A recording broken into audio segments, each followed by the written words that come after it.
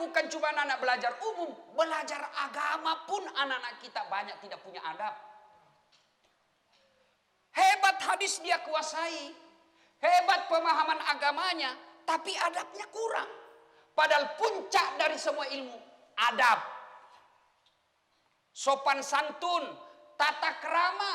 Contoh saya kasih ya, adab.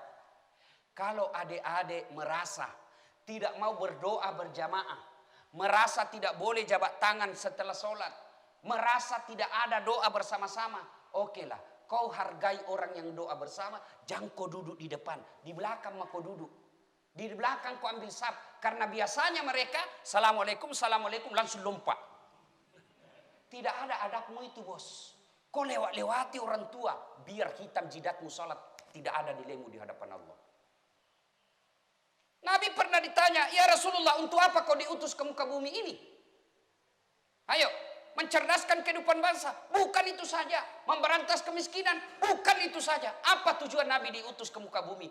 Tujuan utama, liutammimal makarimal akhlak. Memperbaiki akhlak manusia. Jadi itu penting.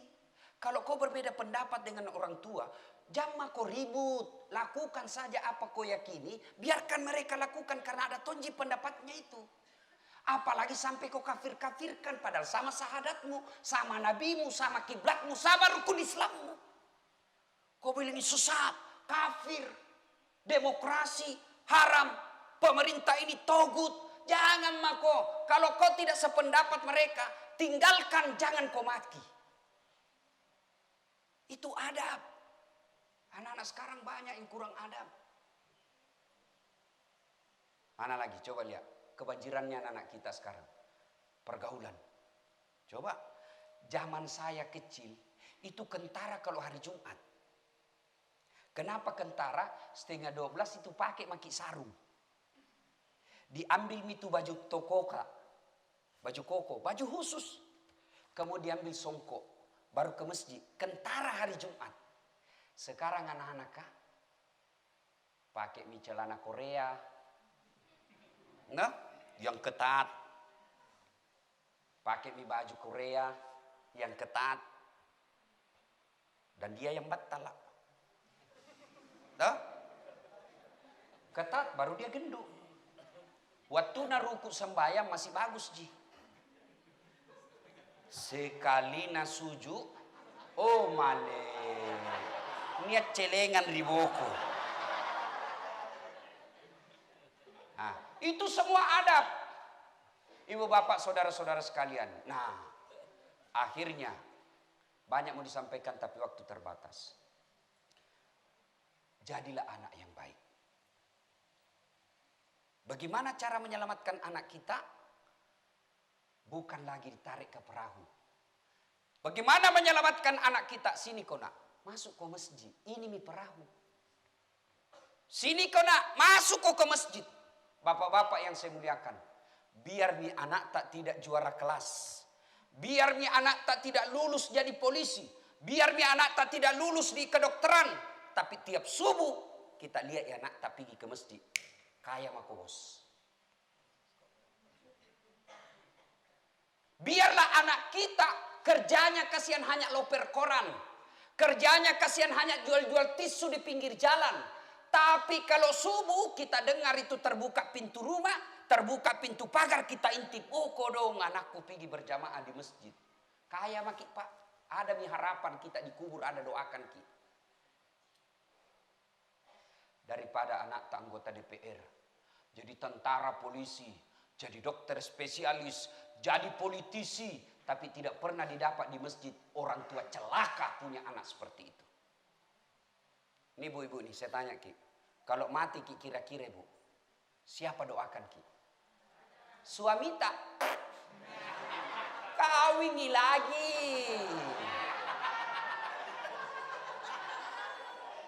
Jantung kok ketawa nak muda kendar istrimu. Lalu siapa yang doakan kita? Anak. Saudara, saya ini, saudara kak, doakan adekna, ku ingat pi. Tapi siapa yang selalu saya doakan ketika saya sujud dalam sholatku? Orang tuaku.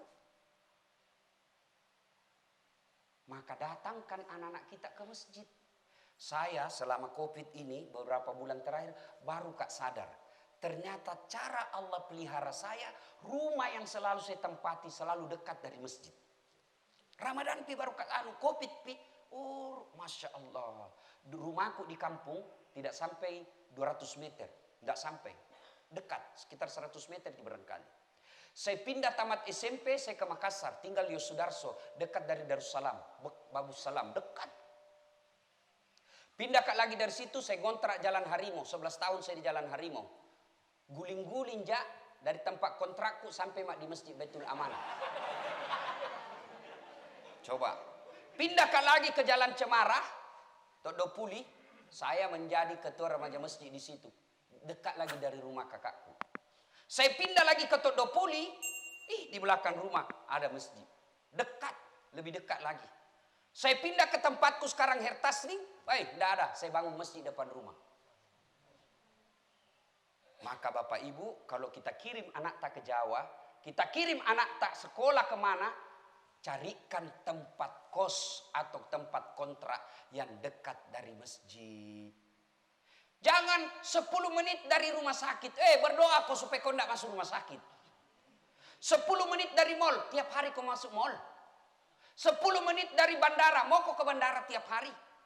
Yang kita harap 5 menit dari masjid. Kalau anak-anak kita dekat rumah dari masjid, minimal dia selalu dengar azan. Kalau anak-anak kita dekat dari masjid dan masjidnya ada benarannya, ceramah subuh, dia dengar ceramah subuh. Meskipun dia sambil tidur, paling tidak dia tahu dalam agamanya. Makanya bagus kalau dekat masjid. Bersyukur orang yang anaknya masih masuk ke masjid. Ada yang bertanya, Ustadz, maukah ini berbuat baik sama orang tuaku tapi meninggal ini? Bagaimana cara berbuat baiknya? Saya dulu nakal ke Ustadz, selalu saya kasih menangis bapakku. Selalu saya kasih menangis ibuku. Bagaimana cara berbuat baiknya? 1. Doakanlah almarhum almarhumah. Doanya tidak banyak. Ya Allah, ampuni dosa orang tuaku. Terimai amalnya, karena ada amal tidak terima. Baju-baju kaos, bagi-bagi jilbab, bagi-bagi sarung, tapi mau dicoblos. Pilkada dan pilcaleg tenan enggapah. Maka kalau ada amalnya orang tua tak dulu begitu, kita berdoa, ya Allah, terima kau dong amalnya. Yang ketiga, lipat gandakan kebaikannya. Dan yang keempat, lapangkan alam kuburnya, jadikan kuburnya menjadi taman-taman surga.